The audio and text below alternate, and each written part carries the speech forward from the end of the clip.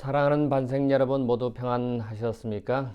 오늘은 제 2기 교과 마지막 제 13번째 교과입니다. 13번째 교과의 제목은 하나님의 영광으로 빛남이라고 하는 제목입니다. 우리가 지난 2주간에 걸쳐서 하나님의 인과 짐승의 표에 대해서 살펴보았습니다. 하나님의 인은 무엇이죠? 안식일이었고 짐승의 표는 무엇이었죠? 일요일이었습니다. 우리가 지금까지 세 천사의 기별을 공부해 왔는데 오늘은 마지막으로 하나님의 영광으로 빛난다고 하는 이 의미가 무엇인지를 요한계시록에 나와 있는 말씀을 통해서 확인해 보도록 하겠습니다. 요한계시록 18장 1절에 보면 이런 말씀이 기록되어 있습니다. 이 일 후에 다른 천사가 하늘에서 내려오는 것을 보니 큰 권세를 가졌는데 그의 영광으로 땅이 환하여지더라. 다른 천사가 하늘에서 내려오는데 온 세상이 환하여지더라. 하나님의 영광으로 이 세상이 밝아진다고 하는 사실을 요한계시록 18장 1절에 말씀하고 있습니다. 우리는 종말 시대에 살고 있다고 말하고 있고 실제적으로 역사적으로 성경적으로 사회적으로 종교적으로 이 세상은 종말을 향하고 있다고 다들 말하고 있습니다.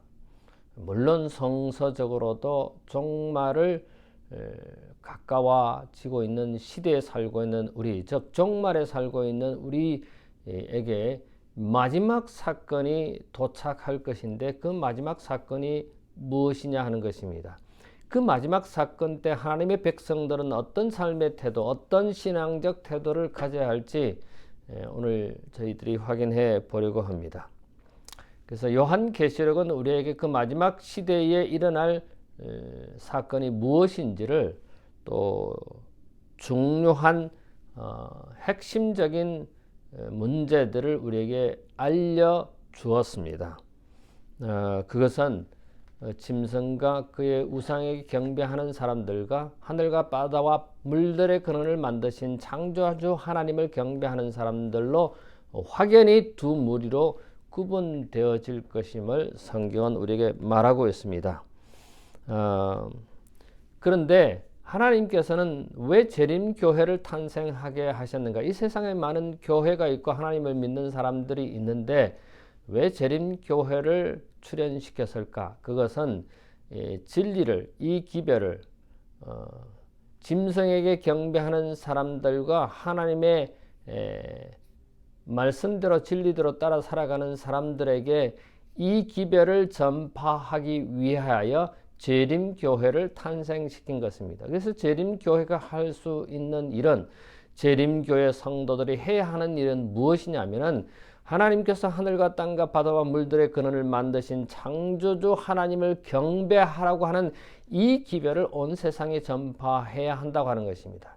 결론적으로 말씀드리면은 안식일 회복 운동을 이 재림교회 성도들을 통하여 온 세상에 전파하라고 하는 말씀인 것입니다.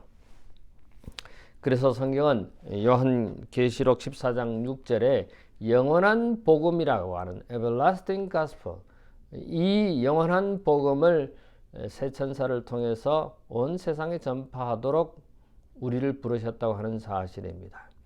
여러분, 새 천사는 실제적으로 날개가 달린 새 천사가 이 땅에 내려와서 이 복음을, 이 기별을 전파하는 것이 아님을 우리는 너무나 잘 압니다. 새 천사가 누구입니까? 바로 안식일을 지키는, 즉 하늘과 땅과 바다와 물들의 근원을 만드신 창조주 하나님을 경배하는 사람들인 것입니다. 이 사람들이 새 천사들인 것입니다. 이 새 천사들이, 이 하나님의 백성들이 이 영원한 복음을 전파해야 되는데, 그 영원한 복음이라고 하는 것은 우리가 지금까지 배웠던 하늘과 땅과 바다와 물들의 근원을 만드신 창조주 하나님을 경배하라고 하는 사실인 것입니다. 오늘날 창조주를 경배하지 아니하는 헛된 예배를 하는 사람들에게 이 기별을 전파하라고 하는 것입니다. 마지막 위기, 마지막 사건이 일어날 것인데 그 사건 이후에는 어떤 일이 일어납니까? 성도들은 빛나는 하나님의 영광을 볼 것이라고 하는 사실입니다. 오늘 이 교과의 하나님의 영광으로 빛남이라고 하는 이 교과의 전체적인 내용은 마지막 위기의 때를 위하여 우리가 준비해야 되는데 그 준비를 언제 해야 되느냐? 10년 후에, 20년 후에, 100년 후가 아닌 오늘, 저는 오늘이라기보다 지금 우리가 준비해야 된다고 저는 생각합니다. 자, 그럼 첫째 날에 한번 보십시다. 마지막 위기에 대한 준비입니다. 여러분, 마지막 위기가 올 것이라고 분명히 말씀드렸습니다. 마지막 예언이 성취될 것임을 우리는 분명히 알고 있습니다. 우리는 그것을 위해서 어떻게 준비해야 하는 것이냐? 여러분, 그 날이 마지막 사건이 마지막 날이 언제 옵니까? 여기 데살로니가전서 5장 1절부터 6절에 보면 도적같이 이를 것이라고 말하고 있습니다. 그래서 우리는 어떻게 해야 된다고요? 정신을 차리고 깨어 있으라 하는 내용인 것입니다. 깨어 근신하라고 하는 그 말씀이 여기 데살로니가전서에 기록하고 있는데 깨어 있다라고 하는 말은 무슨 뜻입니까? 그것은 진실로 하나님의 말씀으로 무장해서 깨어 기도하는 영적 깨우침을 말하는 것입니다. 우리가 영적으로 잠자는 그런 사람일지도 모릅니다. 여러분과 제가 깨어 있는다고 하는 것은 말씀과 기도로 영적으로 깨어 있다고 하는 것을 말하는 것입니다. 근신한다고 하는 것은 뭐냐면은 우리가 살고 있는 이 시대의 중요성을 깨닫고 정말 중요한 일에 집중하라는 뜻인 것입니다. 엘렌 G. 화이트는 이렇게 말합니다. 진리를 알고 있는 우리들은 세상에 조만간 일어나려고 하는 엄청난 충격에 대비하고 있어야 한다고 교회정은 8권 28쪽에 화이트 여사는 강조하고 있습니다. 다시 말씀드리면 종말에 마지막 사건, 마지막 예언이 이루어질 것인데 그것을 위하여 준비하고 있으라는 것입니다. 준비하는 것이 무엇입니까? 깨어 있으라는 것입니다. 근신하라는 것입니다. 깨어 있는다고 하는 것은 말씀과 기도로 근신하라고 하는 것은 우리가 해야 할 중요한 일에 집중하라고 하는 그런 말씀인 것입니다. 우리는 다니엘서 2장의 예언을 통해서 이 세상이 어떻게 돌아가고 있고 이 세상의 역사가 어떻게 끝날 것임을 분명히 압니다.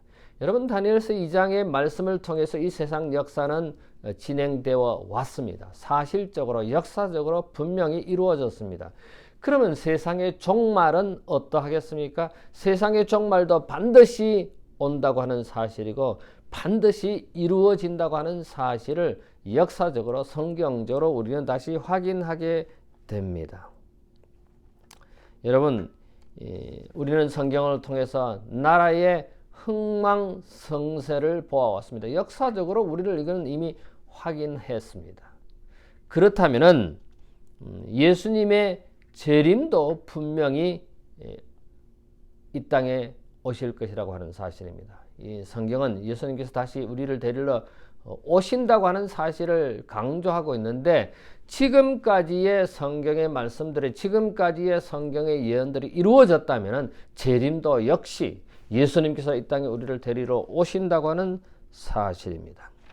여기에 그날이라고 하는 표현이 계속해서 나옵니다만은 마지막 예언, 마지막 사건을 위해서 우리가 준비하는 것은 주의 다시 오심을 준비하는 것이죠. 그러면 둘째 날에 가서서 이런 준비하는 일에 있어서 중요한 것이 진리를 아는 것입니다. 진리를 모르고 예수님께서 다시 이 땅에 오심을 준비하고 준비시키는 그런 사람들은 있을 수가 없는 것입니다. 여기에 요한복음 7장과 8장 또 17장에 보면은 하나님의 뜻을 아는 것, 또 그것이 정말 하나님의 교훈인가 하는 그런 질문을 해볼 수 있고 진리가 너희를 자유케 한다고 하는 말씀을 우리가 확인할 수 있습니다. 그리고 그 진리는 아버지의 말씀이고 또 그 진리는 예수 그리스도라고 하는 사실을 우리는 알게 됩니다. 진리를 어디서 찾을 수 있을까요? 우리가 말세의 마지막 사건의 마지막 위기를 준비하는 것은 진리를 알아야 된다고 하는데, 그 진리는 바로 하나님의 말씀, 즉 성경 속에서 그 진리를 발견하게 되는 것입니다. 예를 들면 안식일에 대한 오류입니다. 지금까지 이 안식일은 교회의 권위로 토요일에서 일요일로 바꿔서 세상 사람들이 안식일을 주일로 지키고 있습니다. 이것은 잘못된 오류인 것입니다. 이 잘못된 진리를 바로잡는 것이 재림교회와 재림교회 성도들이 해야 할 일인 것입니다. 앞으로 우리는 오류보다는 진리를, 전통보다는 성경을, 거짓 교리보다는 하나님의 말씀의 가르침을 받아들이는 우리 모두가 되어야 되겠고, 또 이것을 세상 사람들에게, 알지 못하는 사람들에게 전파해야 하겠죠. 우리가 성경에 특별히 요한계시록에 나오는 이 짐승에 대해서 살펴보았습니다. 짐승은 정치적 권력을 의미하기도 하지요. 그래서 앞으로 마지막 위기, 마지막 사건은 몇 가지 세력들이 합쳐져서 힘을 합쳐서 이 일을 이루어낼 것입니다. 이 일을 이루는, 즉 마지막 사건, 마지막 예언을 이루는 그것이 무엇입니까? 일요일 휴업령일 것입니다. 또 안식일을 강제로 지키지 못하도록 일요일을 강제로 지키는 그런 법이, 그런 권력이, 그런 무력 행사가 일어날 것이니, 이게 아직까지 이루어지지 않는 마지막 예언이고 마지막 사건인 것입니다. 그래서 몇 개의 그룹이 이 일을 위하여 합세하고 힘을 합친다고 하는데, 이 일을 가장 앞서서 행할 나라는 미국이고, 그 다음에 개신교회와 또 로마 교회가 합쳐서, 힘을 합쳐서 이 일을 국가적으로 세계적으로 진행할 것이라고 하는 사실을 우리는 알고 있습니다. 이 일에 대비해야 하는 것이 여러분과 제가 해야 할 일인 것입니다. 이런 삼중연합을 통해서 안식일을 지키지 못하도록 주의를 지키도록 강요할 것인데, 그것이 국가적으로, 권력적으로, 법적으로 요구하게 될 것입니다. 이 일을 대비하여 우리는 준비해야 하겠지요. 그것은 진리를 끝까지 붙드는 일입니다. 여러분, 진리가 무엇입니까? 아까 말씀드렸죠. 진리는 하나님의 말씀이고, 진리는 예수 그리스도라고 하는 사실을 우리가 확인했습니다. 우리가 죽음의 종이 될 것인가, 아니면 생명의 종이 될 것인가, 여러분과 제가 선택해야 할 부분입니다. 그리고 이 선택을, 진리를 알지 못하는 사람들에게 가르쳐야 할 책임이 여러분과 저에게 있는 것입니다. 그리스도인들은 자유를 얻은 사람들입니다. 죄와 사망의 법에서 해방된 사람들임을 사도 바울은 로마서 8장 2절에 강조하고 있습니다. 예수를 믿는 믿음은 그것이 사망에서 생명으로 옮겨지는 일임을 우리는 너무나 잘 압니다. 그래서 사망의 속박을 받지 않는 그런 믿음인 것입니다. 이런 생명이 있으면 생명의 말씀으로만 살아가도록 할 것이고, 생명의 자유를 얻게 될 것입니다. 우리는 진리를 어떻게 알 수 있습니까? 엘렌 지 화이트 여사는 교회적은 5권 708쪽에 보면은 금식하며 기도하며 이 진리를 탐구하라고 말씀하고 있습니다. 우리가 그저 성경을 읽는 것이 아니라 금식하며 기도하며 열정을 다해서 이 하나님의 말씀을, 진리를 깨달아 알아야 한다고 하는 사실입니다. 그래서 셋째 날에 보면은 이 종교 개혁이 마틴 루터가 1517년 종교개혁을 일으킨 이후로 지금까지 종교개혁이 계속되고 있는데, 그 종교개혁의 마지막 주자는 누구냐? 제7일 안식일 예수 재림교회이고 재림성도들이라고 하는 사실인 것입니다. 그래서 하나님을 유일한 신으로 신조로 삼고 그리스도만이 유일한 구원의 기초이고 생명을 그들의 유일한 능력의 근원으로 삼고 우리 주님의 재림을 그들의 모든 소망의 성취로 바라는 역사 속에 위대한 종교개혁의 유산, 그 유산을 받은 사람들이 재림교회와 재림성도들인 것입니다. 이 마지막 때 백성들은 이러한 종교개혁을 계속해서 이어나가야 할 사람들이고 교회인 것입니다. 여러분, 교회 권위로 진리를 바꿀 수 있습니까? 바꿀 수 없습니다. 그러나 교회가 전통이 이 진리를 바꿨습니다. 그러므로 다시 되돌려 놔야 됩니다. 다시 진리로 되돌아가야 합니다. 그 되돌아가고 되돌리는 일을 이 재림교회 여러분과 제가 해야 할 일인 것입니다. 그래서 요한계시록의 14장에 나와 있는 이 세 천사의 기별은 바로 이러한 것을 무엇을 가르치고 무엇을 강조해야 되고 무엇을 믿어야 할지 분명히 우리에게 가르쳐주고 있는 것입니다. 우리가 아는 이 진리, 하나님께서 우리에게 주신 이 진리를 다른 사람들에게 전파해야 할 책임을 여러분과 저에게 주고 있다고 하는 사실입니다. 요한계시록 18장 1절에 보면은 다른 천사가 내려온다고 했는데 이 다른 천사는 세 가지 사실을 가지고 있습니다. 첫 번째, 하늘에서 내려오는 사실과 두 번째로 큰 권세를 가졌고 세 번째로 땅이 환하여지는 그런 존재로 성경은 우리에게 말씀하고 있습니다. 내려오는 천사, 하늘에서 내려오는 천사, 큰 권세를 가진 이 천사가 마지막 자비의 기별을 가지고 우리에게 오는 것인데 마지막 때 쟁점은 과연 무엇이냐 하는 것입니다. 여러분, 마지막 쟁점이 뭡니까? 안식일이냐 주일이냐인 것입니다. 하늘과 땅과 바다와 물들의 근원을 만드신 창조주 하나님을 경배하는 것인가, 아니면 태양을 숭배하는 그 사람, 태양신을 숭배하는 그 사람들인가, 두 가지 선택인 것입니다. 여러분과 저는 하늘과 땅과 바다와 물들의 근원을 만드신 창조주 하나님을 경배하는 것을 선택한 사람들인 것입니다. 여러분, 이 땅에 오늘날 신령한 예배가 사라지고 있습니다. 진정한 예배가 사라지고 있습니다. 그 진정한 예배, 신령한 예배를 위해서 여러분과 제가 나서야 되는 것입니다. 예수님께서 성전에서 신령한 예배가 이루어지는 그 장소에 세상의 것이 들어왔을 때 어떻게 했습니까? 예수님께서 성전에서 그 상을 뒤엎으셨습니다. 비둘기 파는 사람을 내쫓으셨습니다.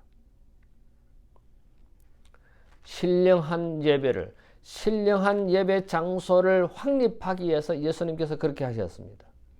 오늘 우리는 마지막 시대 종말에 살고 있는 우리는 이 신령한 예배를 회복하기 위해서 어떻게 해야 합니까? 안식일 회복 운동을, 안식일을 지키는 하늘과 땅과 바다와 물들의 근원을 만드신 창조주 하나님을 경배하는 일을 복귀시키고 회복시키고 진정한 신령한 예배를 드리려고 하는 것입니다. 오늘날 교회가 진화론을 받아들이는 시대에 우리는 살고 있습니다. 누가 진화론을 받아들입니까? 진화론이 그냥 먼지에서 인간이 된 것입니까? 여러분, 로마 교회가 이 진화론을 받아들이고 있습니다. 창조주 하나님을 경배하는 것이 아니라 아메바를, 여러분, 원숭이를, 사실은 이 진화론은 창조주가 없기 때문에 예배 대상이 없습니다. 그렇지 않습니까? 그럼 아메바를 섬길 거예요? 그러면은 원숭이를 섬길 거예요? 하늘과 바다와 물들의 근원을 만드신 창조주 하나님만이 우리가 경배해야 할 대상임을 다시 한번 확인하게 됩니다. 그래서 이 종교개혁은 마틴 루터가 1517년 성경으로 되돌아가자고 하는 종교개혁을 일으킨 이후에 계속되는 그 주자는 바로 여러분과 저인 것입니다. 진리를 갖고 있는 재림 성도들인 것입니다. 자, 수요일 소재 한번 보겠습니다. 넷째 날, 하나님의 영광으로 온 땅이 가득하다. 그 다른 한 천사가 하늘에서 내려왔다고 했습니다. 큰 권세를 가진. 근데 그 천사가 온 세상을 하나님의 영광으로 온 땅이 가득하다고 했습니다. 여러분, 요한계시록 4장과 또 5장, 19장, 21장에 보면은 언급되는 한 중요한 단어가 계속되고 있습니다. 그게 뭡니까? 어린 양입니다. 이 어린 양에 대해서 이게 말씀하고 있는데, 창조와 구원을 이루신 것이 하나님의 영광입니다. 우주의 선과 악의 대쟁투가 하나님의 명의와 그분이 어떤 분인가에 관한 것인 것입니다. 반역한 천사인 사단은 하나님이 불공평하신 분이라고 불평할 때, 그래서 자기에게 예배를 드리도록 요구하는 것입니다. 예수의 삶과 죽음과 부활은 터무니없는 주장을 깨뜨렸습니다. 이 사단의 주장에, 사단의 거짓말을 완전히 깨뜨렸는데, 그 사건이 바로 십자가 사건입니다. 십자가에서 예수님께서 우리를 위해서 돌아가신 그 사랑과 그 희생, 그 영광이 온 땅을 환하게 한다고 하는 것입니다. 출애굽기 33장 18절과 19절에 보면 내 모든 선한 것을 내 앞에 지나게 했다고 했습니다. 그래서 하나님과 사람 앞에 이것을 자신의 영광을 선포했다고 했습니다. 여러분, 그런데 이 하나님의 영광은 무엇입니까? 하나님의 영광은 하나님의 성품입니다. 이 하나님의 성품이 온 세상에 우리에게 퍼졌다고 하는 것입니다. 우리가 하나님의 사랑으로 충만하고 우리의 성품이 그리스도의 구속하시는 사랑으로 변화될 때 이 세상은 하나님의 영광으로 가득 차게 될 것입니다. 과연 그런 하나님의 성품이, 하나님의 사랑이 우리의 삶을 통해서 온 세상에 드러나고 있느냐 하는 것입니다. 그래서 그것이 하나님의 영광으로 이 땅에 선포되고 있고 비추고 있느냐 하는 것입니다. 우리 자신의 선함이나 우리 자신의 의로움이나 우리 자신의 선한 행실 때문이 아니라 하나님의 성품, 하나님의 능력으로, 하나님의 사랑으로, 하나님의 희생으로 온 세상은 환해져야 되는 것입니다. 누구를 통해서요? 우리를 통해서. 우리의 삶의 모습을 통해서 그렇게 행해져야 한다고 하는 사실입니다. 여러분, 우리 삶을 통해서 그리스도의 사랑이, 그리스도의 희생이 세상에 전해져야 되고 나타내져야 된다고 하는데, 그것이 바로 온 세상에 하나님의 영광으로 가득 찬다고 하는 뜻인 것입니다. 자, 다섯째 날입니다. 아까 제가 어린 양에 대해서 이야기를 했는데, 이 어린 양이 죽임을 당하는 것입니다. 요한계시록에는 몇 가지 존재들이 등장하고 있죠. 예를 들어서 하늘의 용이라든지 공중에 날아가는 천사들이라든지 짐승을 탄 여자라, 이런 내용이 나옵니다.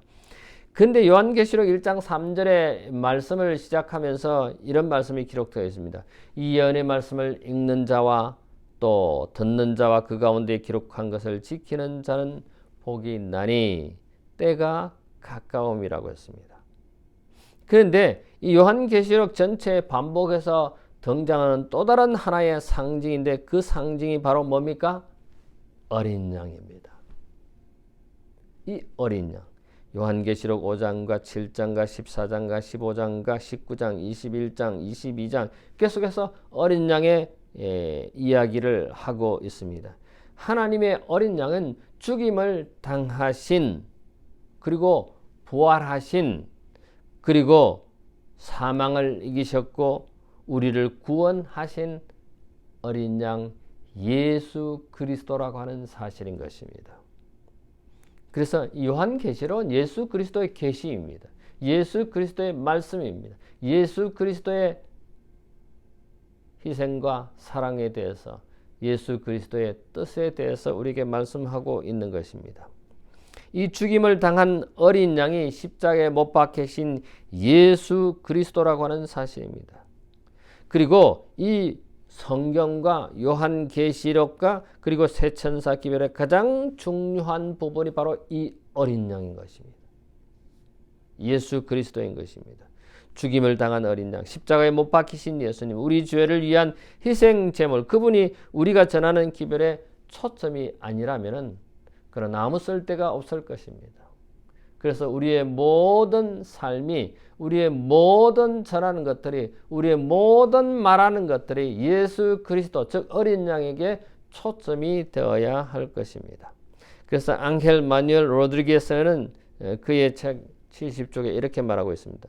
우리는 의도적으로 죽임을 당한 어린 양을 우리의 사명과 교리의 중심에, 우리가 설교하는 모든 설교, 우리가 쓰는 모든 기사, 우리가 하는 모든 기도, 우리가 부르는 모든 노래, 우리가 하는 모든 성경 공부, 그리고 우리가 하는 모든 일에 중심을 두어야 한다고 강조하고 있습니다.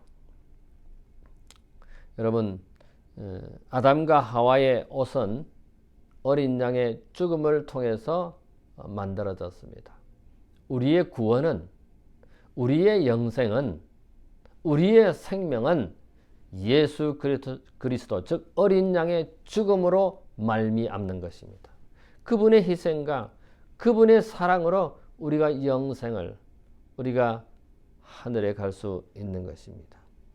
그래서 과거에 어린 양을 희생 제사로 드린 것은 죄를 상기시키고 죄에 대한 시인과 참회와 그리고 고백, 이것이 우리가 가지는 신앙입니다. 아담은 그의 희생과 죽음을, 어린 양을 통해서 예수 그리스도의 희생과 죽음을 우리는 아담의 삶의 모습을 통해서, 그의 가르침을 통해서 확인하게 됩니다. 자, 요한계시록에 나타나는 많은 상징적인 것들이 있지만 가장 중요한 상징이 뭐라고요? 어린 양이라고 하는 사실입니다.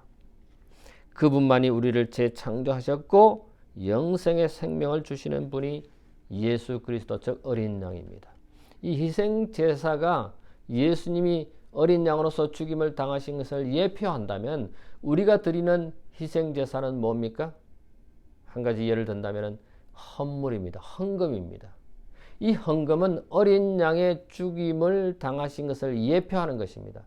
그러므로 우리가 드리는 이 헌금은 그저 돈을 조금 교회에, 돈을 조금 하나님께 드린다고 하는 그런 의미가 아닌 것입니다. 어린 양을 예표하는 것입니다. 희생 제사를 드리는 것입니다. 우리가 드리는 이 헌물이, 이 헌금이 희생 제사인 것입니다. 어린 양을 예표하는 것입니다.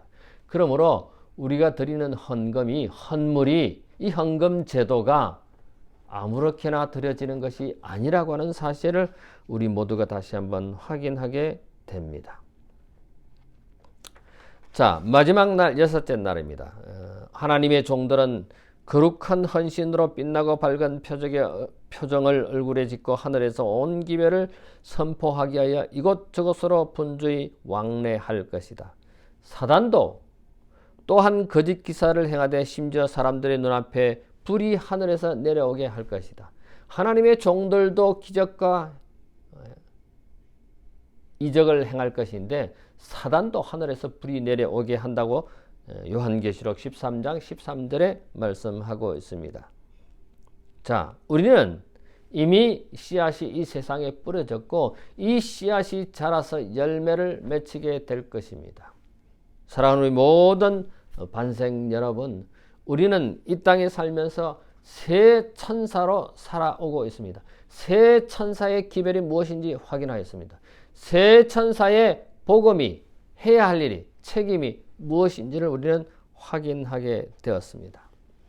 우리가 지난 3개월 동안 새 천사의 기별을 살펴보았습니다. 여러분과 제가 새 천사입니다. 그리고 무엇을 전해야 될지 분명한 것을 확인했습니다. 그것은 안식일과 주일입니다. 하늘과 땅과 바다와 물들의 근원을 만드신 창조주 하나님을 경배할 것인가? 아니면은 아메바, 원숭이, 태양신 그것을 만드는 존재에게 경배할 것인가? 토요일에 경배할 것인가? 일요일에 경배할 것인가? 창조주에게 경배할 것인가? 사단에게 경배할 것인가?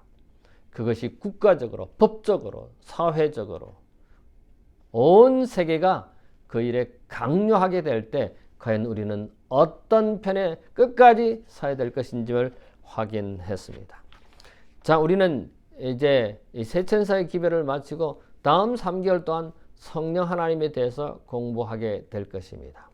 과연 성령은 어떤 존재인지, 또 성령이 하시는 일은 무엇인지, 또 성령과 관계되는 여러 가지 사실들을 우리가 확인하고 배우게 될 것입니다. 다가오는 한 주일 동안 성령의 긴급한 필요가 무엇인지, 정말 우리에게 성령이 꼭 필요한가? 성경은 끊임없이 성령을 받으라고 말씀하고 있는데 과연 우리에게 성령이 필요한가를 공부하게 될 것입니다. 한 주 동안 성령에 대해서 공부하심으로 여러분과 제가 큰 유익을 얻게 되기를 바랍니다. 잠시 머리를 숙일까요? 고마우신 우리들의 하늘 아버지, 지난 3개월 동안 우리는 세천사의 기별을 공부하였습니다. 너무나 분명한 진리를 저희들이 확인했습니다. 일요일에 경배할 것인가 아니면 토요일에 경배할 것인가, 안식일을 지킬 것인가 주일을 지킬 것인가, 하늘과 땅과 바다와 물들의 근원을 만드신 창조주 하나님께 경배할 것인가 아니면 사단에게 경배할 것인가를 분명히 확인하게 되었습니다. 마지막 때에 마지막 사건이 일어날 것인데 그것은 국가적으로, 세계적으로, 법적으로 권력이 안식일을 지키지 못하게 할 것이고 주의를 지키도록 강요하게 될 것임을 저희들이 확인했습니다. 하나님, 우리가 이 사실을 알지인데 우리만 아는 것뿐만 아니라 다른 사람들에게도 이 사실을 전파해야 할 책임이 있음을 확인했습니다. 우리 모두가 이 진리를 다른 사람들에게 전파하도록 도와주시고 우리의 삶을 통해서 하나님의 성품을 드러내는 우리 모든 반생들 되도록 인도해 주시옵소서. 감사하오며 예수님 이름으로 기도하옵나이다. 아멘.